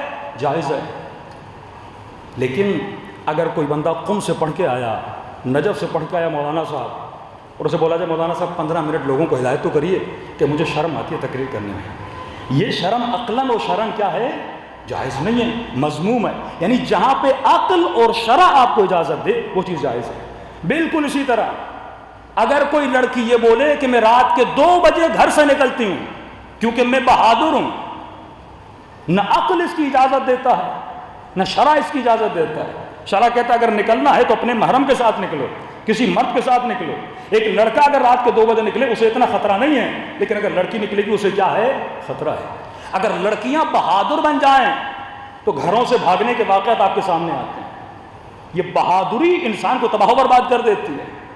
ایسی بہادری جس کی اجازت نہ شریعت دے نہ عقل دے وہ تباہ و برباد ہو جاتا ہے. اب گھر میں چور آئے، عورت بولے میں جاتی ہوں چور کا مقابلہ کرنے، کبھی کر پائے گی؟ کبھی نہیں کر پائے گی، کیونکہ اس کی جسامت الگ ہے، اس کی جسامت الگ ہے. اللہ نے اس کے وجود کو نازک بنایا ہے. تو میں جو بھی کروں عقلاً و شرعاً سوچوں. ایک عام اصطلاح عوام میں بولی جاتی ہے کہ جلدی کا کام شیطان کا ہوتا ہے.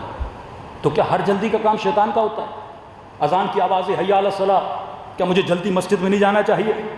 کوئی مظلوم مجھے آواز دے رہا ہے، میں کیا اس کی مدد کے لیے نہیں جانا چاہیے؟ کہیں پہ اگر میں نامحرم بھی ہوں تو نامحرم کی مدد کرنی چاہیے. مثال کے طور پر ایک کوئی خاتون ہے، بارشیں اتنی زیادہ ہو گئیں، بیچاری گٹر میں گر رہی ہے، وہ کہہ رہی ہے کہ بھائی میری مدد کرو. اب یہ بولے کہ ٹھہرو میں مولانا سے پوچھ کے آ جاؤں کہ نامحرم ہو، میں تمہیں ہاتھ نہیں لگا سکتا. اب یہاں پہ تو جلدی کا جانا چاہیے نا. تو فرماتے جلدی کام شیطان کا ہے. کون سا کام؟ جو بغیر سوچے سمجھے کیا جائے، جس کے اندر انسان کی پلاننگ نہ ہو تو وہ کام شیطان کا ہے. لیکن اگر تم نے سوچ سمجھ کے کچھ کرو گے اس کام میں اگر جلدی کرتے ہو، اگر حسین آواز دیں حل من ناصر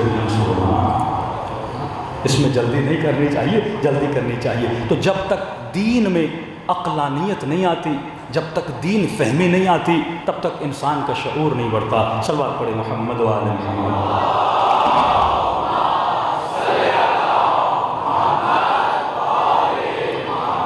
وَأَجِّلْ فَرْجَهُ.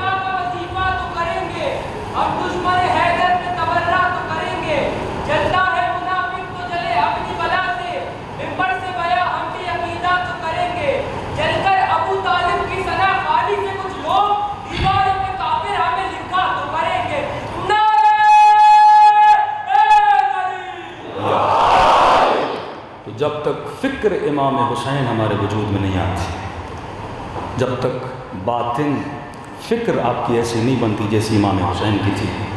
فرمایا اس مکتب میں آنے کے لیے چند صفات کا آپ کے وجود میں ہونا ضروری ہے. میں نے شاید کل کی مجلس میں بھی آپ کو بولا تھا کہ آپ کی فوج بھی جب کسی کو فوجی بنانے کے لیے لیتی ہے تو پہلی چیز دیکھتی ہے فزیکل فٹنس ہے کہ نہیں. کسی بندے کی ہڈی ٹوٹی ہوئی ہے، ناقص ہے، اس کو نہیں لیتے. 6 کلومیٹر آپ کو دوڑایا جاتا ہے آپ کی فٹنس کو چیک کرنے کے لیے. اہل بیت جب انسان کو اپنا سپاہی بنانا چاہتے ہیں وہ انسان کے روح کی فٹنس کو چیک کیا جاتا ہے. دوسری چیز، فوج کبھی بھی ایسے بندے کو فوجی نہیں بناتی جس کے وجود میں استقامت نہیں ہے. ایک گولی لگے بندہ بھاگ جائے، ایک پتھر لگے بندہ بھاگ جائے. تو ایک چیز آپ کے وجود میں ہونا چاہیے جس کا نام ہے استقامت. اگر استقامت نہیں ہے آپ کبھی امام زمانہ کے فوجی نہیں بن سکتے.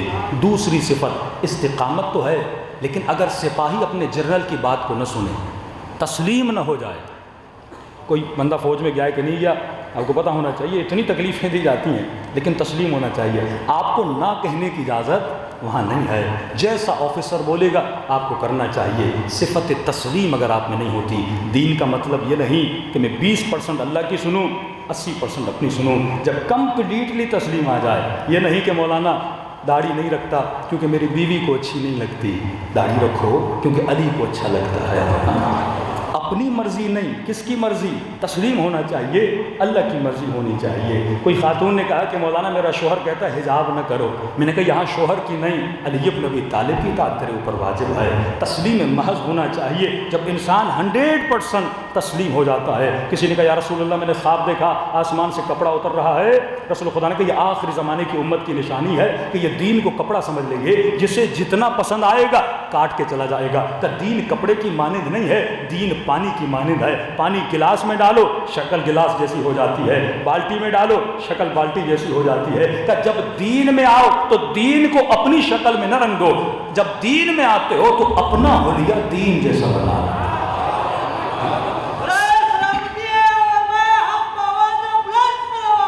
اللہ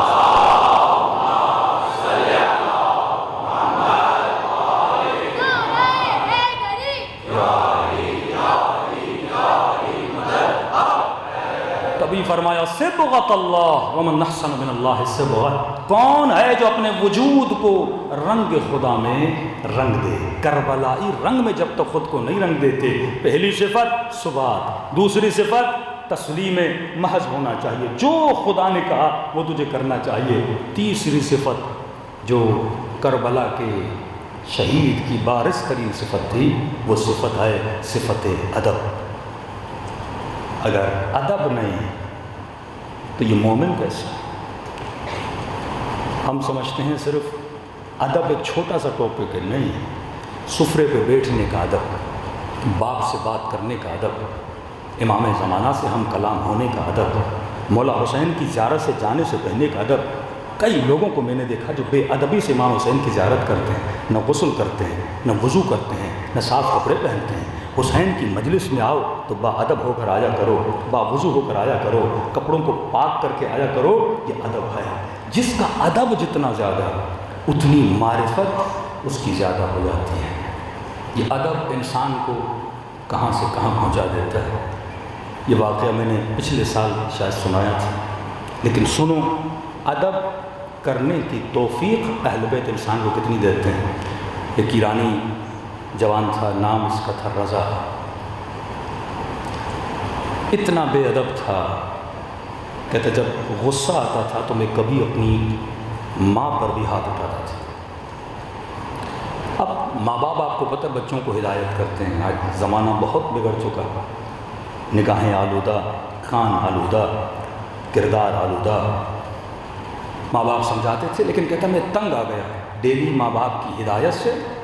میں نے گھر چھوڑا, تہران میں ایک فلیٹ لیا, اس فلیٹ میں جا کے نہیں پسند. اب ڈیلی بیسس پہ ایران میں ٹیکسی چلانا بڑا عام ہے. ضروری نہیں کہ آپ کے پاس پیلی ٹیکسی ہو, آپ کوئی بھی ٹیکسی ہو روڈ پہ چلائیں, لوگ کو اٹھائے, مسافر کشی کریں, اچھی کمائی ہے اس چیز کی. کہتا میں صبح سے شام تک ٹیکسی چلاتا تھا, جو پیسے بچتے تھے اس کو عیاشی پہ خرچ کر دیتا تھا. دوست آتے تھے, کبھی جوا کھیلتے, کبھی کون سا گناہ, کبھی کوئی گناہ. کوئی میری زندگی میں سرحد نہیں تھی, حد نہیں تھی. کہتے محرم کا مہینہ شروع ہوا. اب بندہ کتنا بھی برا ہو نا, کم از کم 10 دن محرم میں اچھا بن جاتا ہے. مطلب تھوڑا سا اس میں ادب بھی ہو نا, تو ان 10 دنوں میں امام حسین کا ادب ضرور کر دیتا ہے. کہتا میں نے دوستوں کو فون کیا, پہلی محرم دوسری محرم کوئی دوست میرے پاس نہیں ہے. رات کو ہماری محفل لگتی تھی, گناہ کی محفل. دوستوں کو فون کیا, بھائی کیوں نہیں آ رہے؟ 2 دن گزر گئے, 3 دن گزر گئے. انہوں نے کہا کہ رضا ہم نہیں آ سکتے کیونکہ محرم کا چاند نظر آ چکا ہے. ہم بڑے گنہگار ہیں لیکن محرم میں ہمیں شرم آتی ہے, ہم گناہ کیسے کریں. پھر اس نے فون کیا, کسی دوست نے نہیں سنا. کہتے یہاں تک کہ 6 محرم گزر گئی. تنگ آ گیا, گناہ کا عادی تھا. کہتے میں نے رات کے 1-2 بجے تہران میں ٹیکسی نکالی, ایک روڈ سے جا رہا تھا, ایک نوجوان لڑکی روڈ پہ کھڑی تھی. اس نے اشارہ دیا مجھے آگے تک چھوڑ دو. میں نے اسے ٹیکسی میں بٹھایا. گناہ کا عادی تھا, نگاہیں آلودہ تھی, نیتیں کثیف اور نجس تھیں. کہتا میں نے اپنی گاڑی کے آئینے سے اس لڑکی کو دیکھا, چادر پہنی ہوئی محجبہ لڑکی تھی. تو میں نے اسے گندا اشارہ کیا, گندی باتیں کرنا شروع کر دی. اس نے کہا خوف خدا کرو, محرم کا مہینہ ہے, حسین سے شرم کرو. اس نے کہا کون حسین, کون سا محرم, بے دین بن چکا تھا. کہتا اس نے اپنی گاڑی کو موڑا اور کہتا میں اپنی فلیٹ کی طرف جا رہا تھا اسپیڈ کے ساتھ. اب دیکھا کہ وہ خاتون لرزنے لگی اور کانپنے لگی. کبھی مجھے مولا حسین کا واسطہ دیتی ہے, کبھی مجھے عباس کا واسطہ دیتی ہے, کربلا کے شہداء کا واسطہ دیتی ہے. کہتا میرے اوپر ذرہ برابر بھی اثر نہیں. آخر میں اس نے کہا کہ اے بدبخت شرم کرو, میں سید زادی. کہتا ہے میں نے اس کا بھی لحاظ نہیں کیا کہ یہ سید زادی ہے. کہتا جب میں نے لحاظ نہیں کیا اسی اسپیڈ سے گاڑی کو لیتا وہ آگے بڑھ رہا تھا تو اس لیے کہ کسی کا بھی شرم نہیں کرتا, میری دادی زہرا کا شرم کر لے. کہتا ہے جیسے سیدہ زہرا کا نام آیا, کہتا ہے مجھے نہیں پتا مجھے کیا ہوا, بدن پہ لرزہ طاری ہوا. پیدائشی شیعہ تو تھا نا. کہتا ہے میں نے اسے کہا بتا کہاں چھوڑنا ہے. اس نے کہا میں امام بارگاہ جا رہی تھی مجلس پہ, تجھے بی بی کا واسطہ مجھے مجلس پہ اتار دے. کہتا میں نے جا کے گاڑی روکی اس محلے میں, وہ اتری. اترنے کے بعد فرنٹ سیٹ پہ جو شیشہ تھا اس کے سامنے آ کے کھڑی ہو گئی اور مجھے کہا کہ تیرا بہت شکریہ, میں مجلس میں جا رہی ہوں تجھے دعا دوں گی کیونکہ تو نے میری دادی زہرا کا احترام کیا, تو نے میری دادی زہرا کا ادب کیا. جیسے میں نے دادی کا نام لیا تو نے فوراً آ کے مجھے اتار دیا. کہتا میں خاموش کھڑا تھا وہ مجلس میں چلے گئے. جب میں نے غور کیا یہ تو میرا ہی محلہ ہے, کئی مہینوں سے اپنے ماں باپ کے پاس نہیں گیا. کہتا فوراً میں نے گاڑی پارک کی. اب دیکھیے بندہ جب ادب کا مظاہرہ کرتا ہے نا, اب آہستہ آہستہ اہل سے ہدایت کیسے دیتے ہیں, آہستہ آہستہ اسے اپنے قریب کیسے لے کر آتے ہیں. کہتا جیسے میں گاڑی سے اترا میں اپنے گھر گیا, گھر کے اندر جا کر بیٹھ گیا. محرم کا مہینہ تھا, نہ والدہ گھر میں تھی نہ بابا گھر میں تھی. اتنے میں نے ٹی وی کھولی. کہتے مولانا جب ٹی وی کھولی تو اتفاق سے ٹی وی پر بین الحرمین کو دکھایا جا رہا تھا. کبھی عباس کا روزہ, کبھی امام حسین کا روزہ دکھایا جا رہا تھا, اور ذاکر امام حسین کے مسائل پڑھ رہے تھے کہ حسین اتنے غریب تھے کہ اس کی 4 سالہ بچی کو تماچے مارے. شیعوں کا امام اتنا غریب تھا کہ اس کے جنازے میں گھوڑے دوڑائے گئے. کہتا جب میں نے مصائب سننا شروع کیے نا تو میں نے رونا شروع کیا. پھر میں نے چینل بدلا تو اچانک میں نے کیا دیکھا, جنت البقیع دکھایا جا رہا ہے اور ذاکر سیدہ زہرا کے مسائل پڑھ رہا ہے کہ حسین کی اماں اتنی مظلومہ تھی کہ ان کی پسلیوں کو توڑ دیا. کہتا میری کیفیت بدل گئی. کئی سالوں کے بعد مصائب سن رہا تھا. یہ مجلس حسین 1000 سالوں کا سفر لمحوں میں طے کرواتی ہے. کہتا اتنے میں گھر کا دروازہ کھلا, میں نے کیا دیکھا, میری بوڑھی ماں جس کی بے احترامی کرتا تھا, جس کی بے ادبی کرتا تھا, وہ گھر میں داخل ہوئی اور اتنے مہینوں کے بعد جب مجھے دیکھا ماں خوش ہو گئی. کہتا میں دوڑا دوڑا گیا اور ماں کے قدموں پہ گر گیا. کہتا میری ماں نے بڑے پیار بھرے ہاتھوں سے میرے سر کو بلند کیا. جب میری آنکھوں میں آنسو دیکھے نا کہنے لگی رضا تو وہ نہیں ہے جو گھر چھوڑ کے گیا تھا, تو بدل گیا ہے, کیا ہوا ہے تجھے. کہنے لگا اماں کہاں سے آ رہی ہو, کہا حسین کی مجلس سے آ رہی ہوں. کہا مگر زحمت نہ ہو مجھے حسین کی مجلس میں لے کر جاؤ گے. اس کے محلے والے کہتے ہیں جب اس نے مجلس میں آنا شروع کیا, اس سے بڑا نمازی, اس سے بڑا متقی, اس سے بڑا پرہیزگار اس دن کے بعد کسی نے نہیں دیکھا. کبھی عزاداروں کی برتنوں کو دھوتا, کبھی جوتیاں بناتا, کبھی مسائب پہ اتنا روتا, کسی نے ایسا روتا ہوا کسی کو نہیں دیکھا. کہا 40 کے دن آئے, قافلہ بنا. مسجد کے قافلے سالار نے کہا ہمیں قافلے پہ جانا ہے, جس لڑکے کو لے کر جانا تھا وہ بیمار ہو گیا. کہا کس کو لے کر جائیں. سب نے کہا رضا بڑا اچھا لڑکا ہے, اسے لے کر چلتے ہیں. اسے کہا تم کوئی پیسے نہ دو, لوگ کہتے تو ہمارے ساتھ چلو. کہتے جیسے میں کربلا پہنچانا, کہتے مولا حسین مجھے پتا ہوتا اتنے کریم ہیں, اتنے جلدی راضی ہو جاتے ہیں مولا, میں کب کا آپ کے دروازے پہ آ جاتا. کہتے قافلہ واپس آیا, میں نے شکر خدا ادا کیا. اتنے میں قافلہ حج پہ جانے والا تھا. اس قافلے سالار نے بھی بولا کہ رضا تو ہمارے ساتھ چل, ظاہر بڑے خوش ہوتے جب تو ساتھ ہوتا ہے. کہتا ہے چند مہینوں میں حسین کی قبر کی زیارت بھی ہو گئی, لیکن جب جنت البقیع پہنچا کہتا ہے گھٹنوں کے بل زہرا کی قبر کے سامنے کھڑا ہو گیا،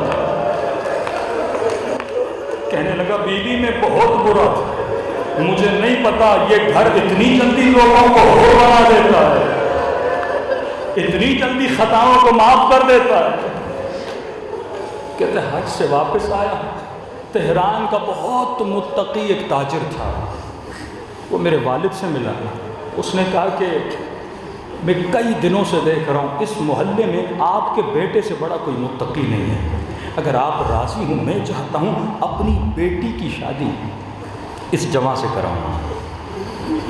کہتا ٹھبلا میں اپنے بیٹے کی گارنٹی نہیں لیتا، چند مہینے ہوئے، نیک ہوا ہے، جا کے اس سے آپ خود بات کریں۔ یہ بوڑھا آتا ہے، کہتا ہے رضا میں تجھے کئی مہینوں سے دیکھ رہا ہوں تو نیک بن گیا، لیکن ایک شرط پہ اپنی بیٹی دوں گا، آج کے بعد حسین کا دامن نہ چھوڑنا۔ کہتا ہے قبلہ اللہ موت دے اگر میں دامن حسین کو چھوڑ دوں۔ میں نے تو ان کو پہچانا بھی نہیں تھا کہ کل آ جا بیٹی کا رشتہ لینے۔ رضا فیملی کے ساتھ رشتہ لینے، ایران میں رسم ہے جس بچی کا رشتہ لینے جاتے ہیں وہ بچی چائے لے کر آتی ہے، کہتے ہیں بڑے ادب و حیا سے بیٹھا تھا، یہ لڑکی جب چائے لے کر آتی یہ چائے کا کپ اٹھاتا ہے، اس لڑکی کی نگاہ جب اس کے چہرے پہ پڑتی ہے بے ہوش ہو کے گر جاتی ہے۔ والدین اٹھا کے کمرے میں لے جاتے ہیں، ہوش میں آتی ہے تو زباں پہ ایک ہی جملہ ہوتا ہے یا زہرا، پھر بے ہوش ہو جاتی ہے، پھر ہوش میں آتی ہے ایک جملہ بولتی یا زہرا، پھر بے ہوش ہو جاتی ہے۔ جب صحیح سے ہوش آئی ماں نے کہا بیٹی مسئلہ کیا ہے؟ کہ اماں خدا کی قسم کل خواب میں سیدہ فاطمہ کو لے کر، اماں کل میں نے حسین کی دکھیاری ماں کو خواب میں دیکھا تھا، اور خدا کی قسم بیوی نے کسی جوان کی تصویر دکھائی تھی اور کہا تھا کل یہ تیرے رشتے کے لیے آ رہے، جواب نہ دینا، اس نے میری بیٹی کا احترام کیا تھا، تو اس کا احترام کرتا۔ کیا گزری ہوگی مولا حسن پہ جب کسی بند گلی میں کسی لعین حسن کی موت ہوا۔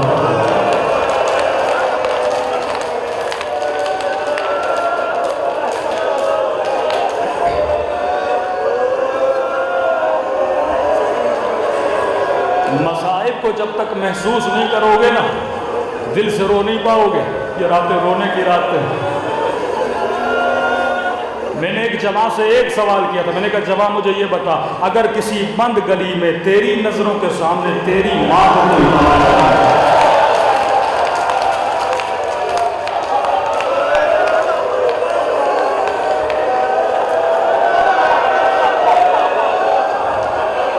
مولانا اللہ وہ دن میری زندگی میں نہ لائے۔ میں نے کہا یہی غم تھا اہل بیت علیہ السلام کو، پوری زندگی مولا حسن اسی بات پہ روتے رہے۔ 40 سال مولا زین العابدین روتے رہے، اپنی ماں بہنوں کی چادروں کی گھٹنے پہ روتے رہے۔ خدا را حسین کی مجلس میں آنے والیوں ان چادروں کی قدر و قیمت جانا، اس چادر کے لیے زینب نے تماچے کھائے، اس چادر کے لیے سکینہ نے تماچے کھائے، اس چادر کے لیے عباس کے بازو کٹے ہوئے۔ کبھی اپنے مولا کو ناراض نہ کیا کرنا، دلوں کو کربلا لے کر چلیں، سلام کریں اپنے مولا کی مظلومیت پہ، ایسے سلام کریں جیسے سیدہ زینب نے سلام کیا۔ السلام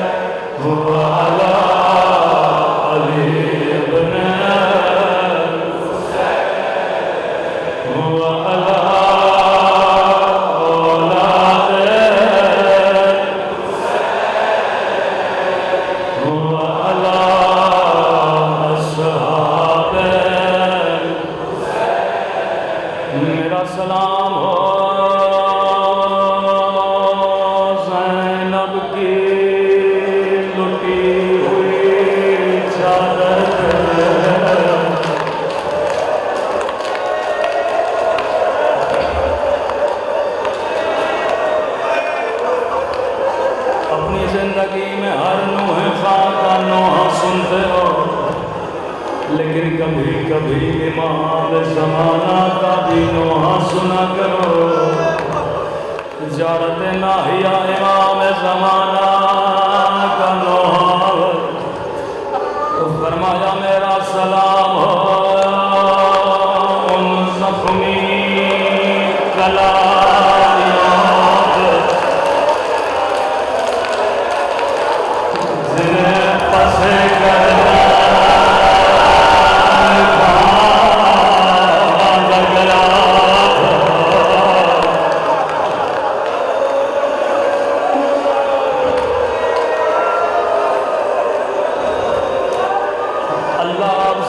شام کی زیارت نصیب کرائے۔ میں زندگی میں ایک مرتبہ شام گیا ہوں، جب شام کی بازار سے گزرا تھا، میں نے کہا بی بی زینب آج کا شریف بھی اس بازار سے نہیں گزر سکتا۔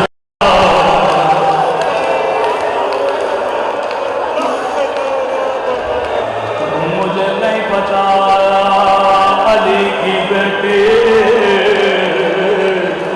اس بازار سے کیسے گزری ہوگی۔ اگلا سلام سنیے امام زمانہ کے جملے ہیں، فرمایا میرا سلام ہو ان پھٹے ہوئے خشک ہو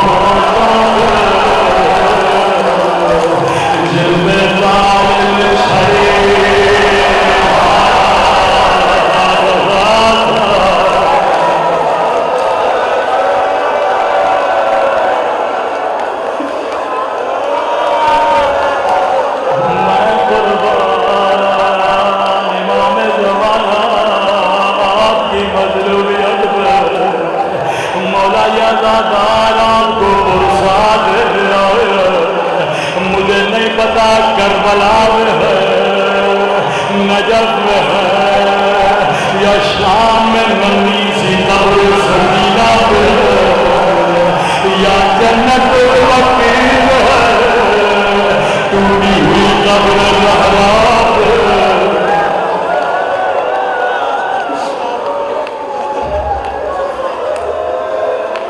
آج خدا کو واسطہ دیجیے، یہ راتیں قبولیت دعا کی راتیں ہیں۔ میرا سلام ہو اس درد بھرے منظر پہ، جب حسین نے گھوڑے سے اتر کے دو کٹے ہوئے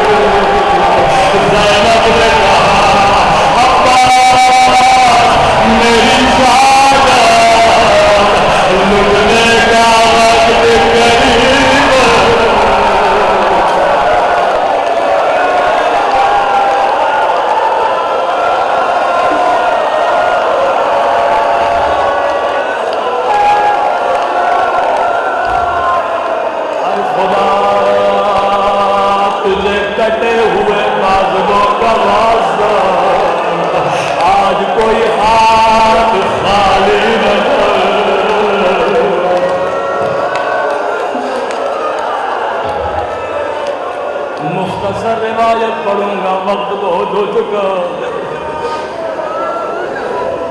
بڑا ناز تھا حسین کو عباس پہ،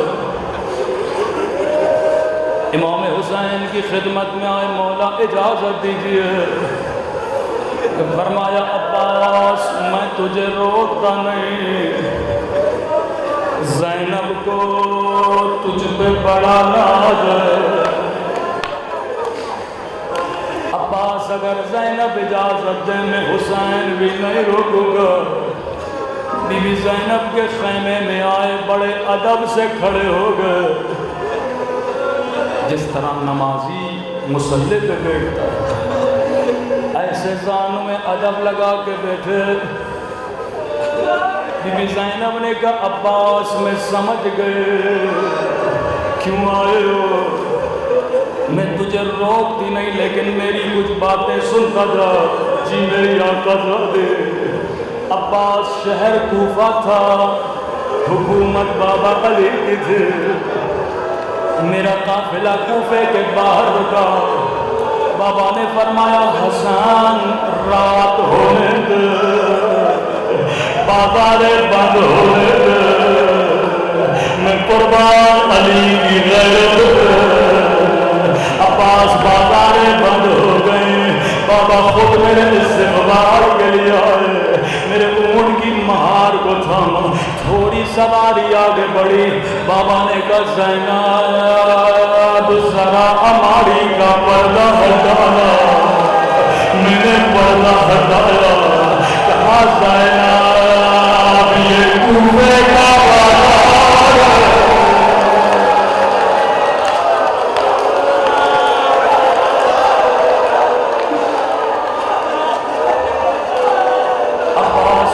سمجھ میں کچھ بھی نہیں آیا، سواری اور آگے بڑھے، بابا نے کہا زینب ذرا ہماری کا پردہ ہٹانا، میں نے پردہ ہٹایا، کہا زینب یہ کوفے کا چوک ہے، میری سمجھ میں نہیں آیا۔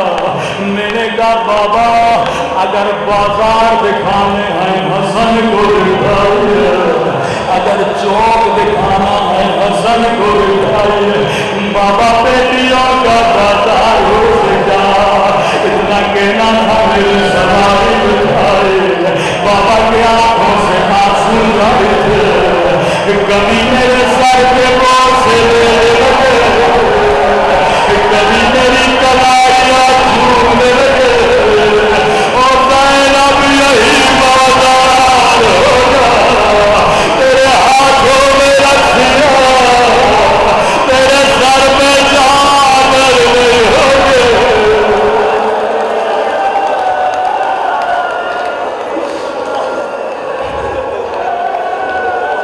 عباس میں نے کہا بابا امام علم غیب جانتے، بابا میں اعتراض نہیں کرتی لیکن میرا ایک سوال ہے، بابا جس بہن کا بھی ایک بھائی ہو اس کا بھی کوئی نام نہیں لیتا، بابا اللہ نے مجھے 18 بھائی دیے، اللہ نے حسن جیسا بھائی دیا، اللہ نے عباس جیسا بھائی دیا، بابا نے کہا زینب اس وقت حسن نہ رہے گے، زینب اس وقت حسین نہ رہے گے۔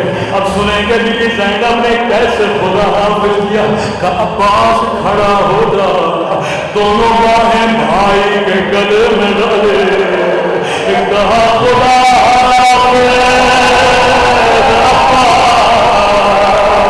خدا حافظ عباس، اب میں زینب سمجھ گئے میری چادر لگنے کا وقت قریب ہے، میرے ہاتھوں میں رسیاں بننے کا۔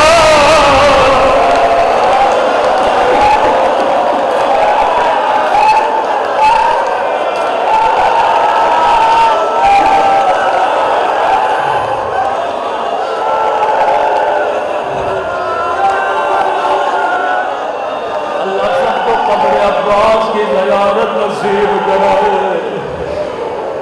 ایک ذاکر کے خواب میں غازی عباس آئے، فرمایا ذاکر تو میرے سارے مسائل پڑھتا ہے پر میری اصلی مصیبت کیوں نہیں پڑھتا؟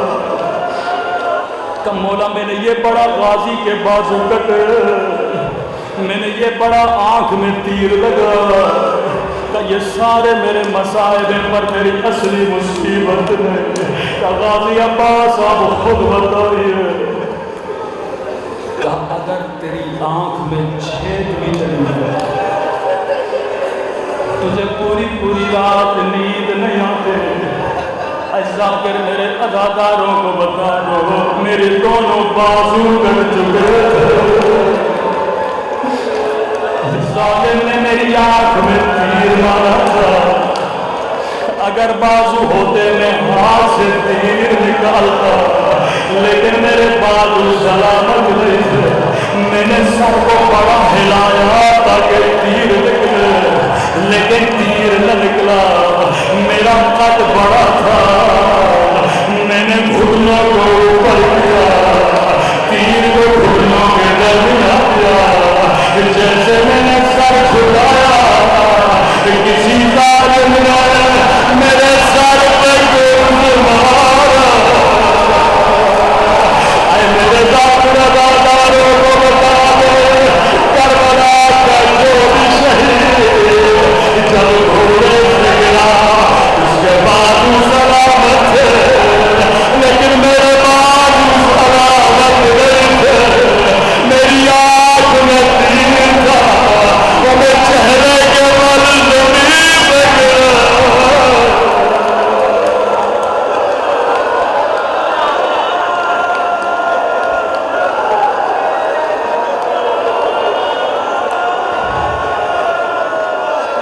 بس آخری جملہ اپنی طرف سے غازی عباس کو کہنا چاہتا ہوں، قبولیت دعا کے لیے۔ ہاں غازی عباس یہ سچ ہے، کربلا کا کوئی شہید آپ کی طرح زمین پہ نہیں آیا، لیکن غازی عباس 11 محرم کو زینب ایسے گرے جیسے آپ گرے تھے۔ شاید کوئی بچہ کہے مولانا زینب کے تو بازو سلامت تھے، بلا عباس کی طرح کیسے گری؟ جواب میں نہیں دوں گا، امام زمانہ فرماتے ہیں او میرا سلام ہو میری امتیوں پہ جن کے ہاتھ ان کی گردنوں سے بدلے تھے، جب زینب ان سے گری تو عباس کی طرح زمین کوئی فریاد بلند کی، آئے عباس زینب گر گئے۔